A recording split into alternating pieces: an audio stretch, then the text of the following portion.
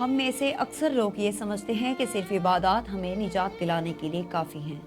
نماز، روزہ، حج اور دیگر عبادات کو دین کی تکمیل سمجھ لیا جاتا ہے، لیکن کیا واقعہ ہی ایسا ہے؟ دین کا ایک بڑا حصہ ہمارے رویے، اخلاق اور دوسروں کے ساتھ سلوک سے جڑا ہوا ہے۔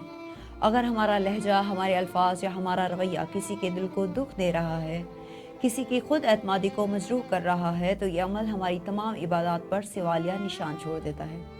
ماتھے پر لاکھ سجدوں کے نشان ہوں، مگر اگر دل دوسروں کے لیے نفرت اور غرور سے بھرا ہوا ہے تو یہ کالے دل کا سیاہ داغ ہی رہے گا۔